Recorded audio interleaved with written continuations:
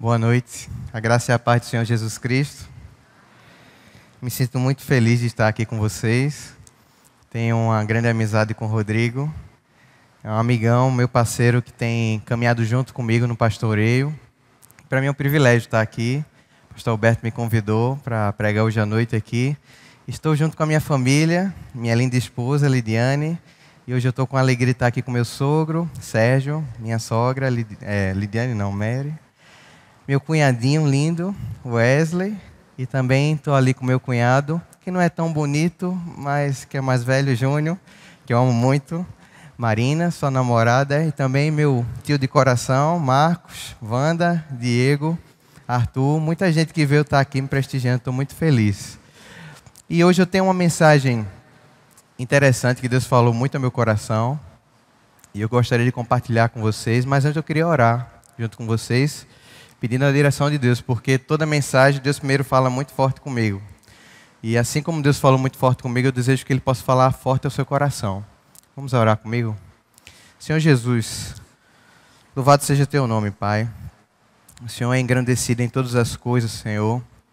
Eu já Te louvo porque o Senhor foi engrandecido aqui nesse culto, Deus, através desses louvores, através das ofertas, Pai.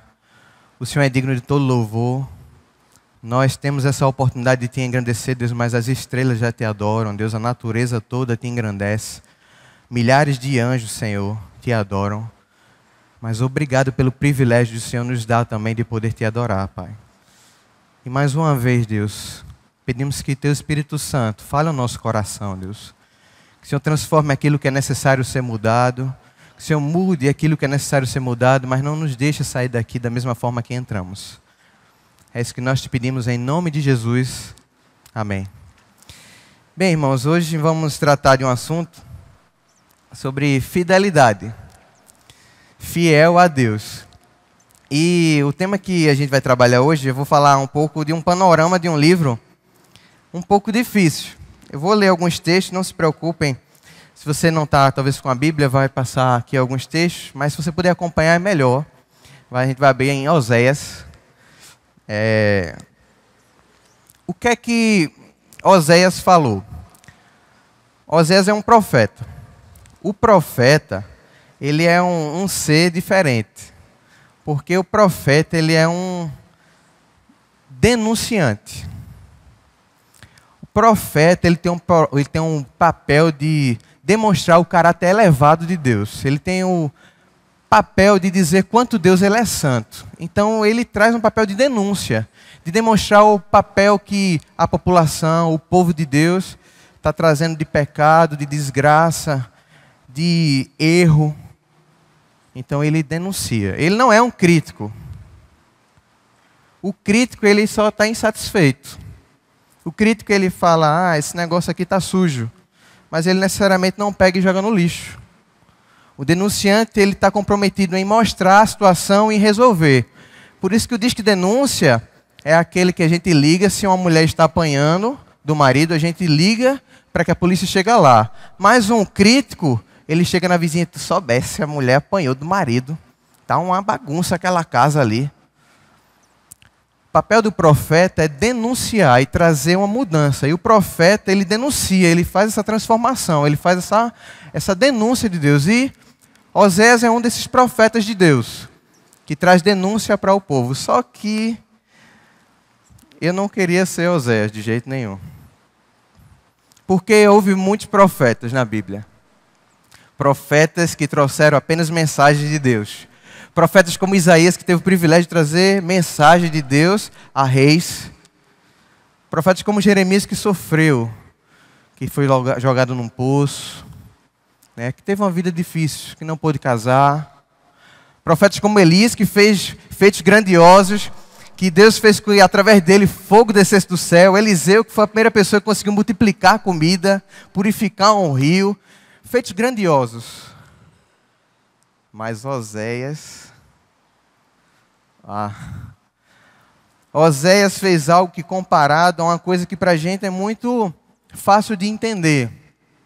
Ou você, muito mais do que eu, que mora aqui em Recife e que passa todo dia, talvez, pela Conselheira Guiar.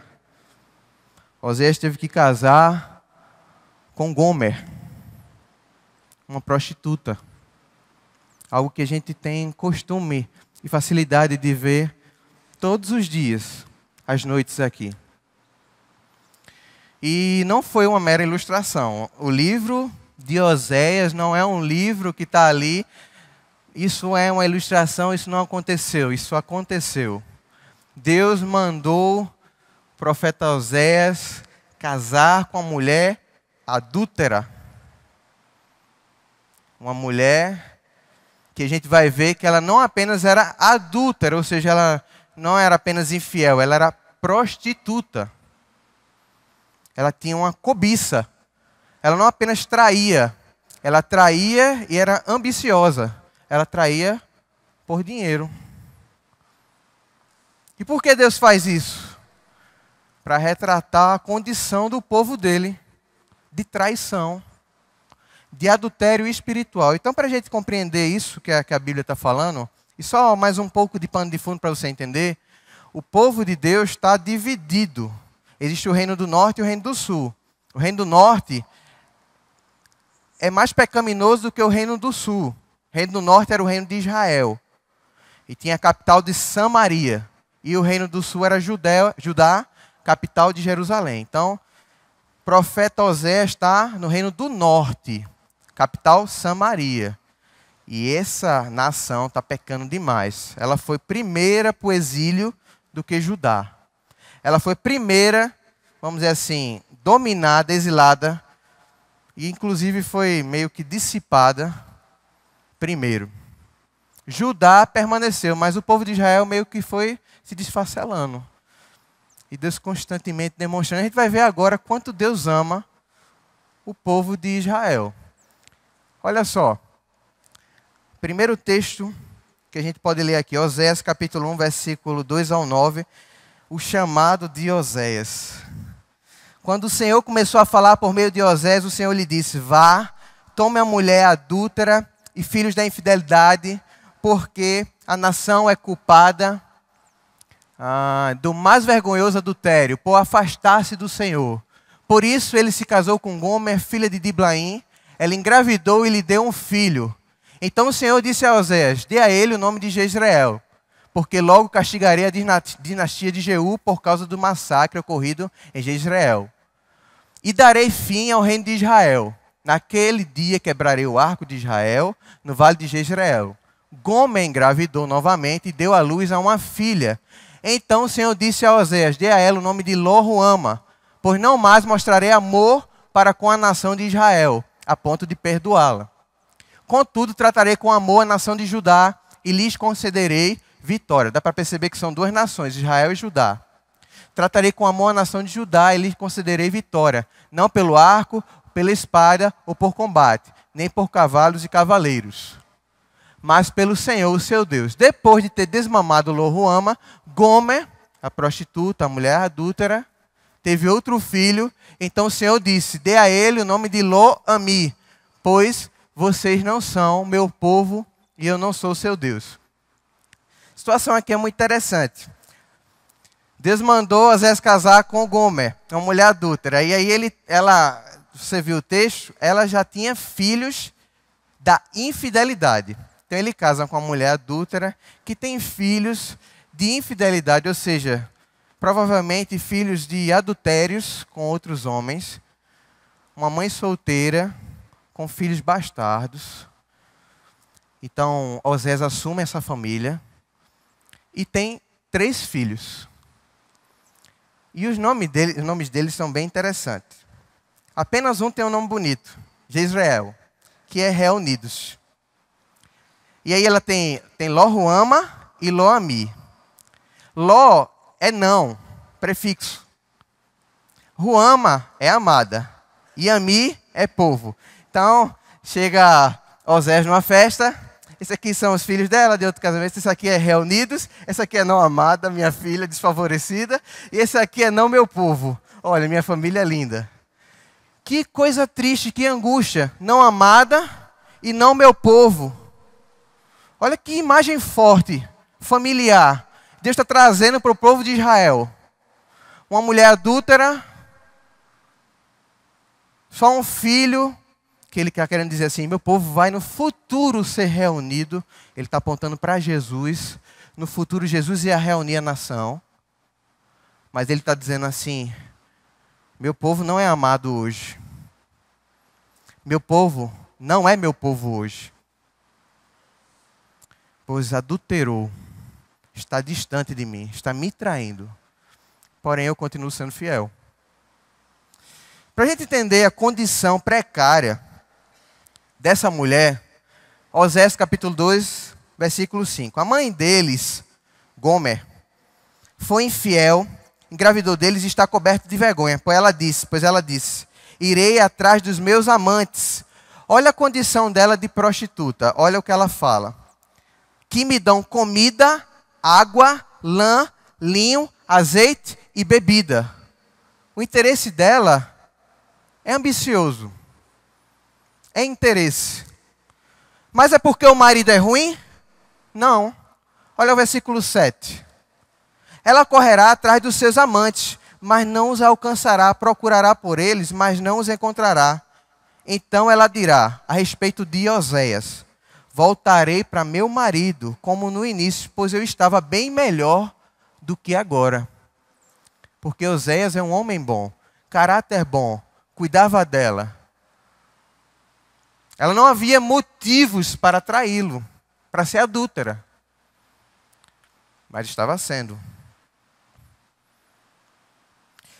Essa mulher entrou numa condição tão complicada que o texto demonstra que ela foi vendida como escrava. Ela traiu tanto Oséias que ela se prostituiu de tal forma que ela se tornou escrava sexual de alguém. Não dá tanta clareza, mas dá para entender que Oséias foi lá comprá-la novamente, porque Deus mandou.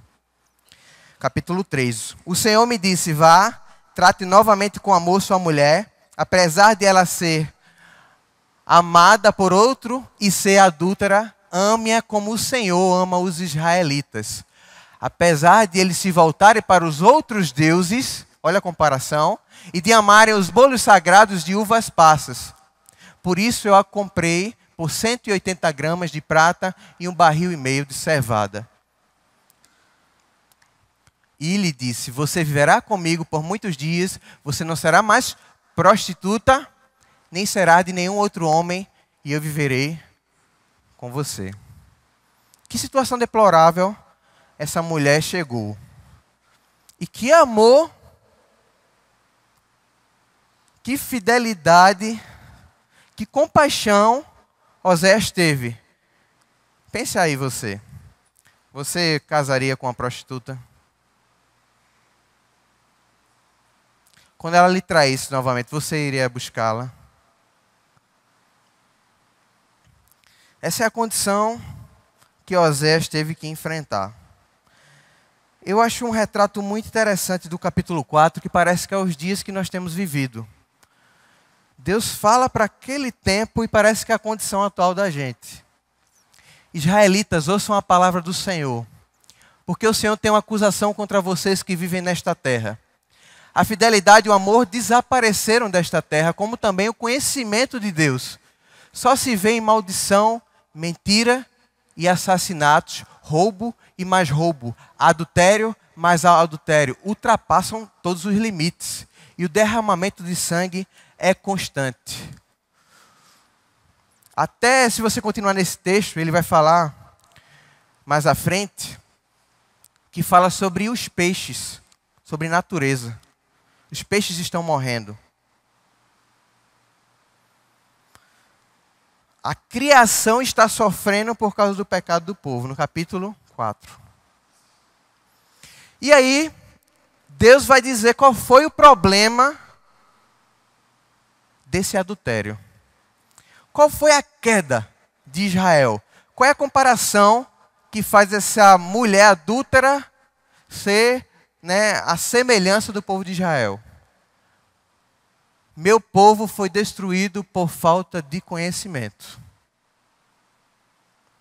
Essa é a denúncia que Deus faz para o povo de Israel. Oséias 6 também, pois desejo misericórdia, não sacrifícios, e conhecimento de Deus em vez de holocaustos. Grave isso agora. Essa é uma palavra-chave. Conhecimento de Deus. A gente vai pegar essa palavra aí, porque ela é chave para o entendimento do que a gente tem que chegar hoje.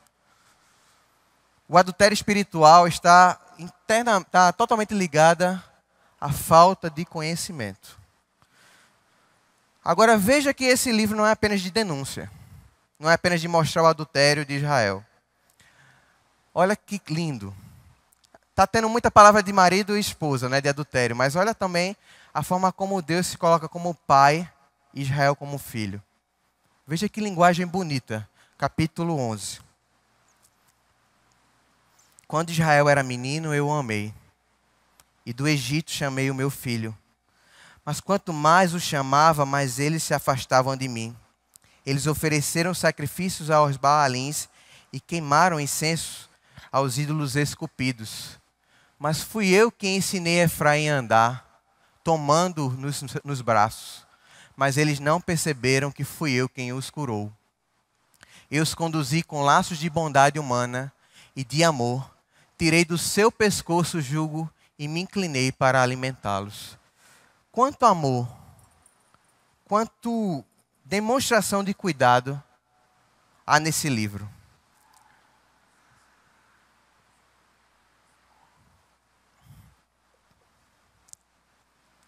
Para finalizar, é necessário um panorama. Capítulo final desse livro, capítulo 14. Mais uma vez, a gente não sabe o desfecho da história entre Oséias e Gomer. Você vai ter que imaginar esse final dessa novela. Mas há um convite. A gente não sabe se Gomer, a adúltera, se arrependeu, se tornou uma mulher não mais promíscua, mas uma mulher purificada, uma mulher de coração íntegro, uma mulher fiel. Mas se o destino dela foi igual ao destino de Israel, ela continuou sendo prostituta. Mas o livro de Oséias termina com um convite de Deus, dizendo assim: o meu perdão está aberto para você. É um convite. Olha só, capítulo 14. Volta, ó Israel, para o Senhor, para o seu Deus. Seus pecados causaram sua queda. Prepare o que vão dizer e volte para o Senhor. Peça-lhe, perdoa todos os nossos pecados e por misericórdia recebe-nos para que te ofereçamos o fruto dos nossos lábios. A Síria não nos pode salvar. Não montaremos cavalos de guerra. Nunca mais diremos nossos deuses aquilo que as nossas próprias mãos fizeram, porque tu amas o órfão. Eu curarei a infidelidade deles e os amarei de todo o meu coração, Deus dizendo. Pois a minha ira desviou-se deles, serei como orvalho. Aqui ele vai falar sobre a geografia, que para a gente talvez não faz tanto sentido, mas se a gente conhecesse um pouco a geografia, a gente ia ver como é vigoroso, como é belo o que ele está dizendo aqui. Serei como orvalho para Israel, ele florescerá como lírio, como o cedro do Líbano, aprofundará suas raízes, seus brotos crescerão, seu esplendor será como a da oliveira, sua fragrância como do cedro do Líbano, os que habitavam a sua sombra voltarão, reviverão como o trigo. E o texto continua. É um convite para o arrependimento. Você entendeu o texto? A gente não leu, claro, todos os capítulos, mas é um convite para o fim do adultério, para a reconciliação. Por que eu falei de tudo isso? Por que eu tive que falar de todo esse texto? Eu queria tocar sobre um assunto. Eu sou pastor há pouco tempo, mas eu já acompanhei casos de divórcio e de adultério. E é uma das coisas mais tristes que existe como pastor. É você acompanhar isso. Uma das coisas que eu mais sofri na minha vida foi um casal amigo se separando por causa de um adultério. Foi uma das coisas que mais me angustiou. Eu e minha esposa literalmente deitávamos na cama, angustiados, chorando. Porque a gente queria ajudar aquele casal e não tinha como a gente fazer. E talvez eu não quero incomodar você, me perdoe, essa não é a minha intenção. Se você passou por isso, essa não é o tema da mensagem. se você passou por esse trauma. Porque é muito mais espiritual essa mensagem sobre Deus. Mas, sabe o que eu quero falar hoje? É sobre o principal problema da infidelidade e adultério. Sabe o que é que leva ao adultério e infidelidade normalmente? Quando você vai conversar com os casais e você vai vendo que a caminhada, o que é que está acontecendo? Quando você começa a perceber, tem duas coisas principais que levam alguém a adulterar. Especialmente quando a pessoa não deu nenhum motivo, embora não exista motivo para você ser adúltero. Independente se a pessoa for uma péssima pessoa, porque você responde a Deus.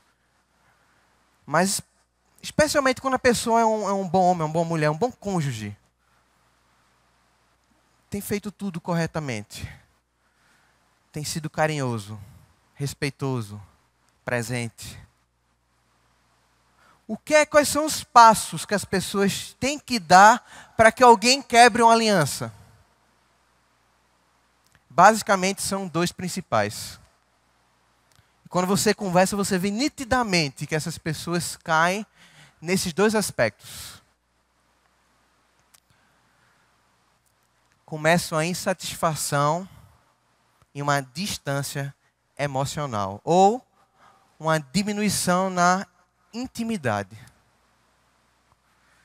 Você tem um cônjuge perfeito ao seu lado, mas você insiste a ter que olhar para outra pessoa.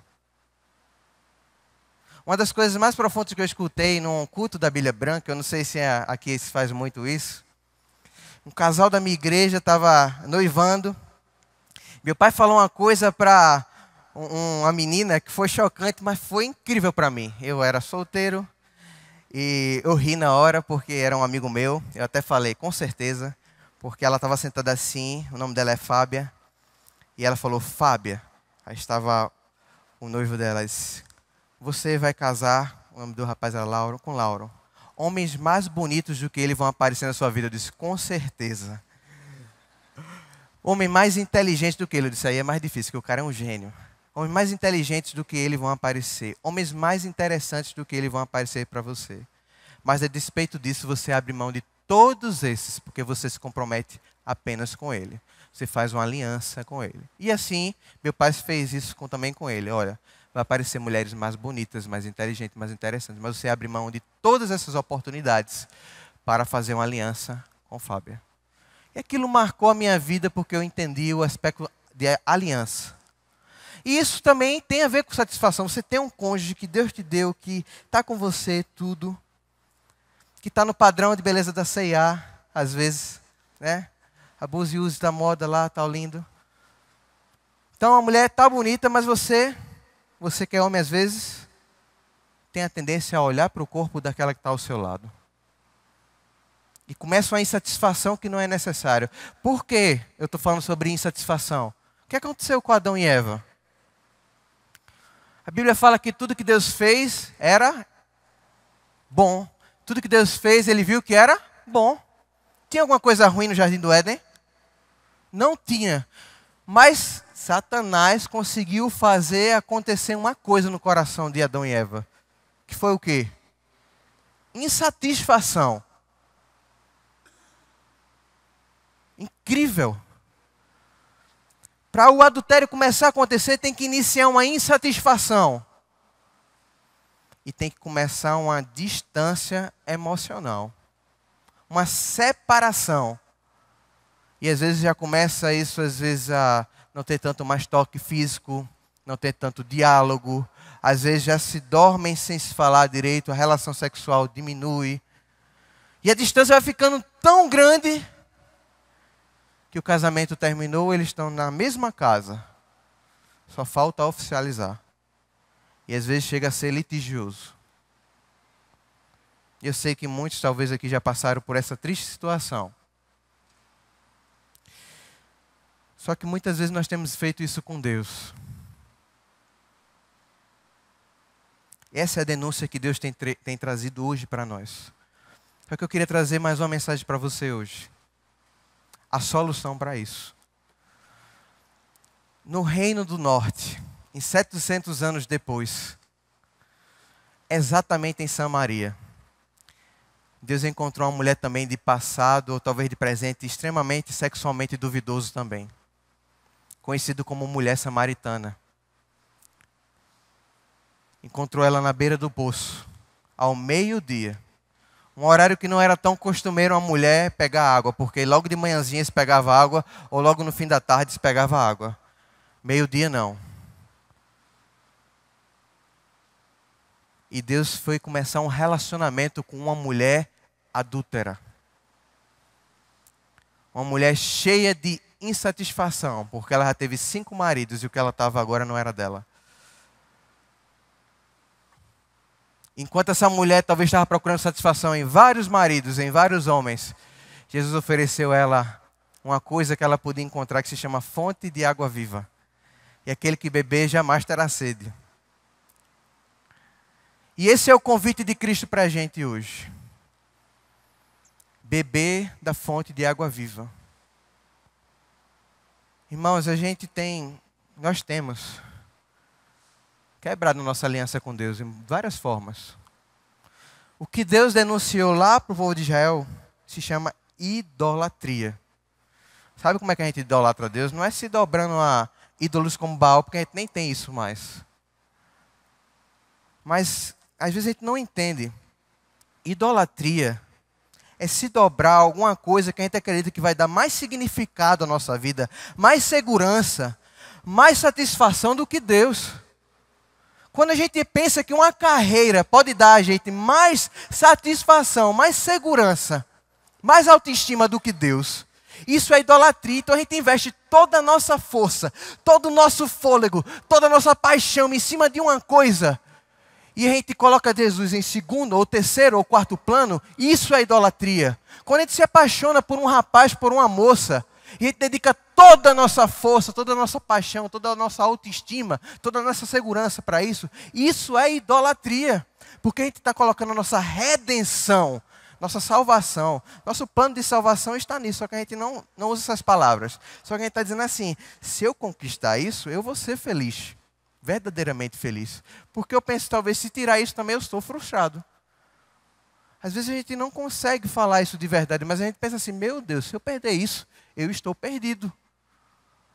Há coisas que se a gente realmente pontuar nas nossas vidas, se tirar, a gente é capaz de morrer.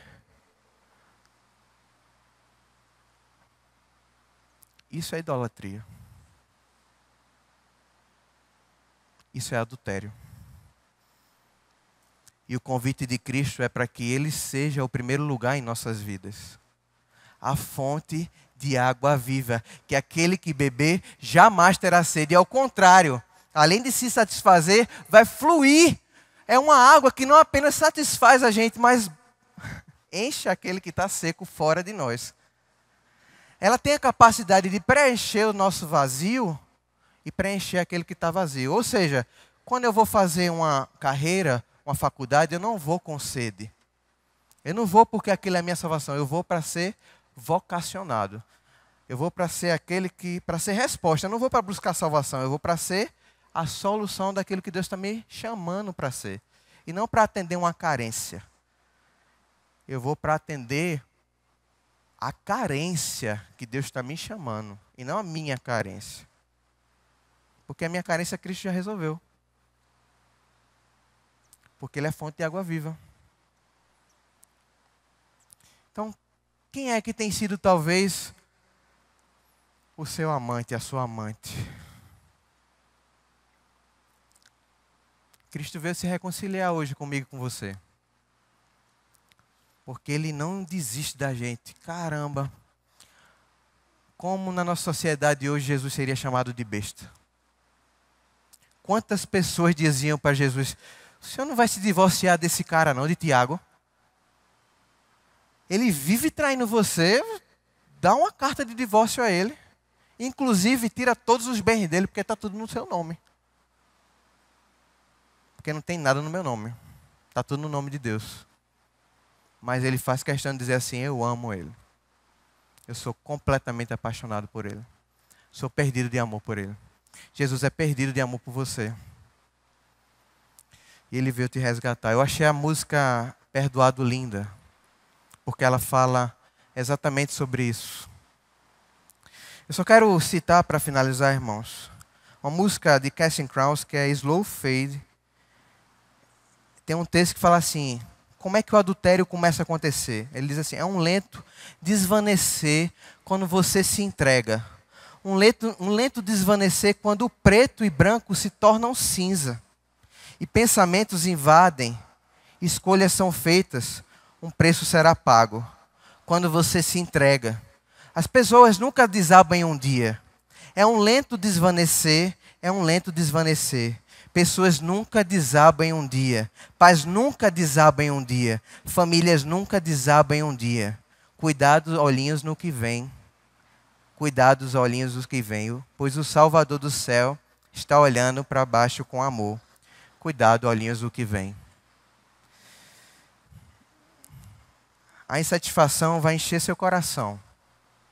É o primeiro sintoma de adultério que está chegando. Segundo sintoma é que sua intimidade com Deus vai parar de aquecer. Não pare de adorar a Deus. Não pare de buscá-lo. Quando você estiver insatisfeito, esse é o momento de buscá-lo. Porque você está à beira de trair a Deus. Deixa eu dizer uma coisa para você. Se você está insatisfeito com Deus, eu tenho uma notícia para você. Você está errado. Você está com a visão de Deus errada. Porque Deus, Ele é perfeito e bom. Ele é um marido, Ele é um cônjuge perfeito. A sua imagem de Deus está equivocada. Aconteceu alguma coisa no processo. Porque Deus, Ele é um Deus perfeito. A sua insatisfação está porque você colocou uma expectativa errada em Deus. Mas busque Ele de todo o seu coração. Não quebre a sua intimidade com Deus, porque você está cometendo um erro e isso vai afastá-lo dele. E sem perceber, você vai estar numa distância, um adultério espiritual. E você vai sentir um vazio muito grande. Mas Ele é tão bom que mais uma vez Ele vai chegar para você com a água viva, que é Ele mesmo dizendo: quer beber? Estou aqui para oferecer isso. Que Deus abençoe vocês, meus irmãos. Que assim como constantemente Ele tem preenchido meu coração, quando eu vacilo, achando que Ele não é a resposta para a minha vida, que Ele também possa ser assim para você. Que Deus abençoe. Pastor Alberto.